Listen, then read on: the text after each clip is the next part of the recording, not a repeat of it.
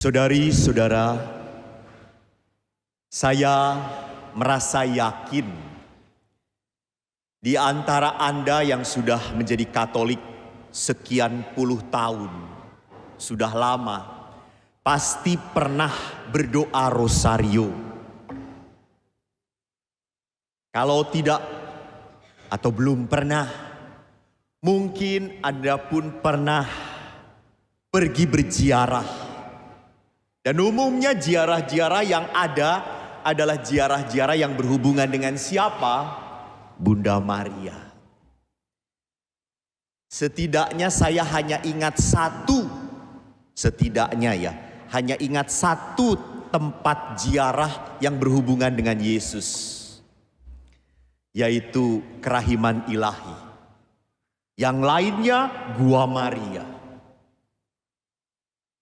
Atau orang Katolik pun pernah berdoa di depan arca Bunda Maria.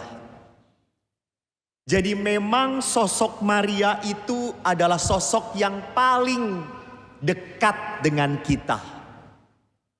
Bahkan gereja di dalam Dekrit Lumen Gentium artikel 54 hasil dari Konsili Vatikan kedua mengatakan Maria menduduki tempat paling luhur sesudah Kristus.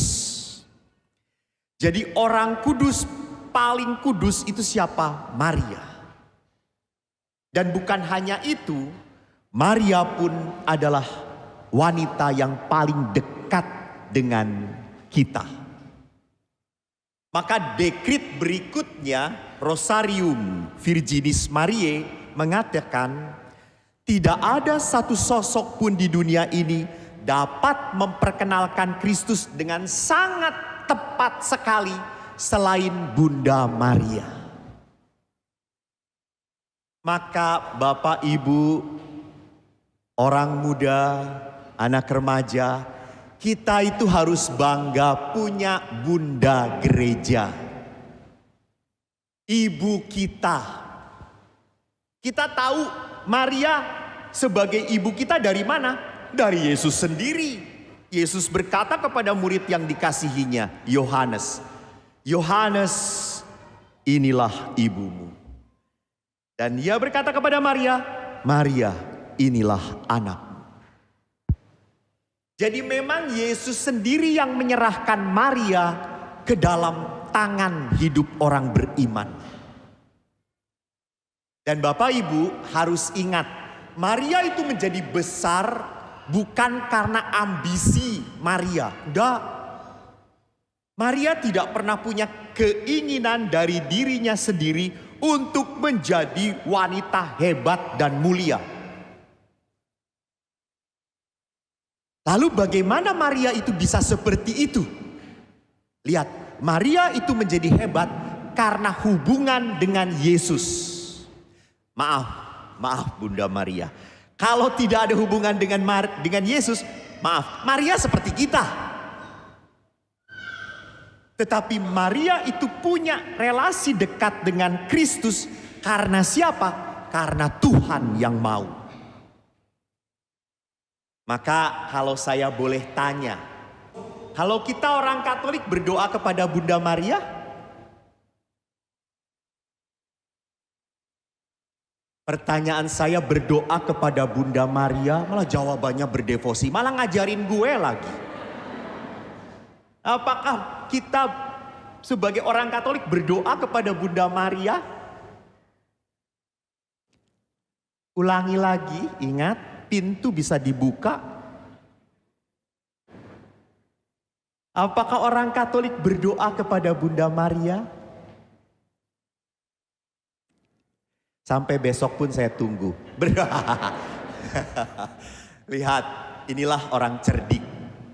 Ditanya apakah orang Katolik berdoa kepada Bunda Maria? Jawabannya ngeles, berdoa kepada Tuhan. Betul. Kita berdoa kepada Tuhan bersama Maria. Lalu Anda mungkin boleh tanya, lalu rosario itu seperti apa, Romo? Ingat, rosario itu merenungkan siapa? Bukan merenungkan peristiwa Maria, bukan. Merenungkan peristiwa Yesus.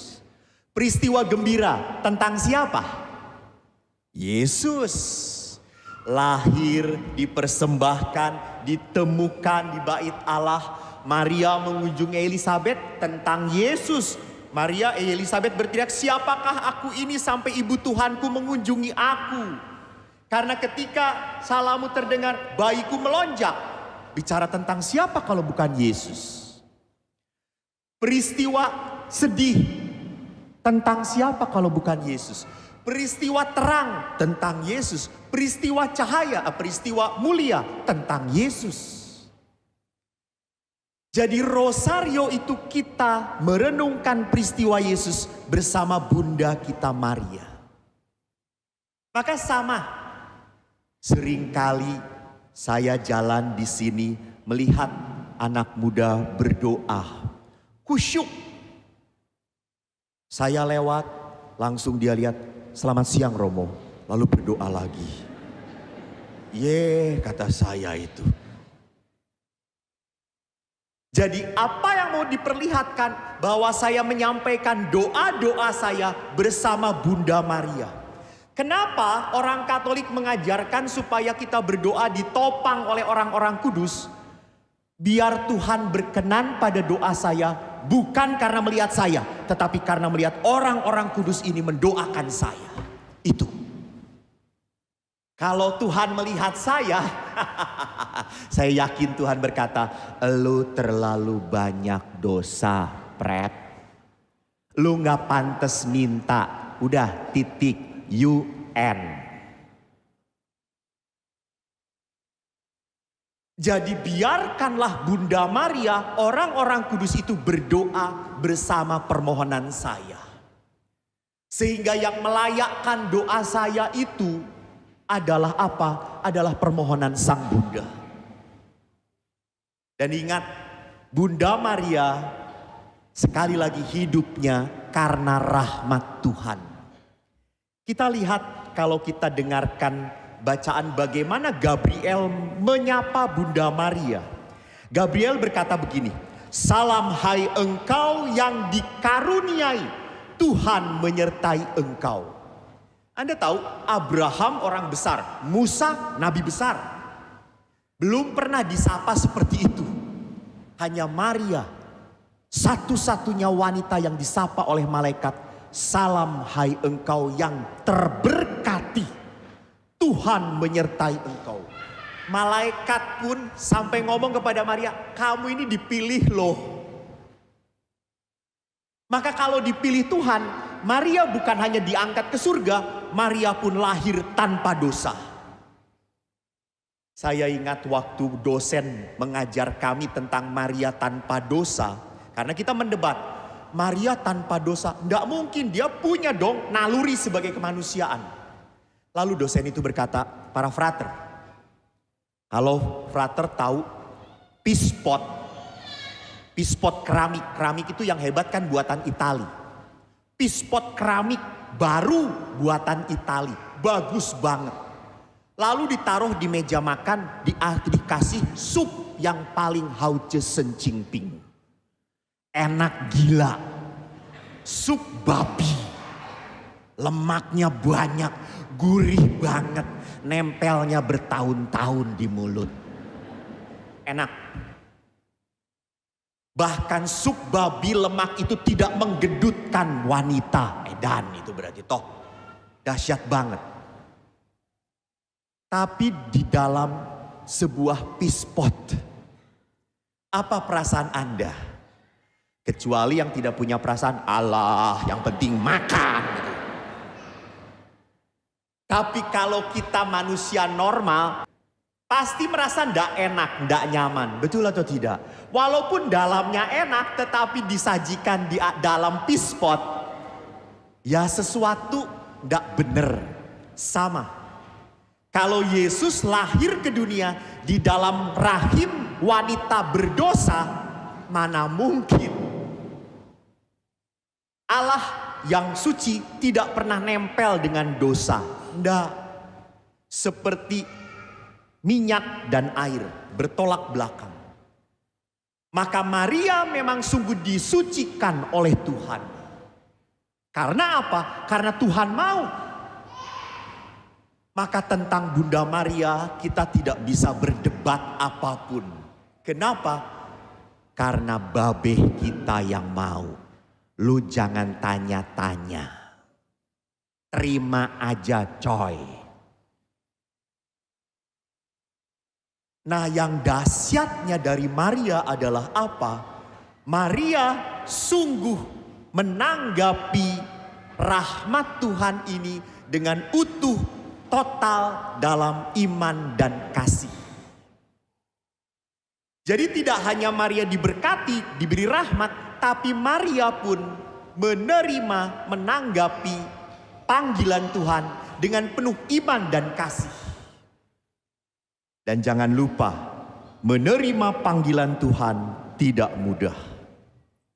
Maka Bunda Maria dikenal dalam gereja sebagai Bunda apa? Bunda 7 kedukaan. Gara-gara Maria berkata, "Aku ini hamba Tuhan, terjadilah padaku seturut kehendak." Bukan Bunda 7 sukacita, bukan. Bunda 7 kedukaan. Duka pertama pada saat Simeon bernubuat, dikala Yesus dipersembahkan, Simeon bernubuat, sebuah pedang akan menancap di dalam hatimu. Duka kedua pada saat Maria membawa Yesus melarikan diri ke Mesir. Tadi digambarkan dalam kitab Wahyu. Naga Yohanes itu menggambarkan apa yang sudah terjadi dengan Yesus dalam bentuk nubuat. Naga itu siapa? Herodes. Wanita itu melahirkan seorang anak dan naga itu ingin mencaplok anak ini. Dan anak ini dilarikan oleh Tuhan dan wanita itu pergi ke padang pasir Mesir.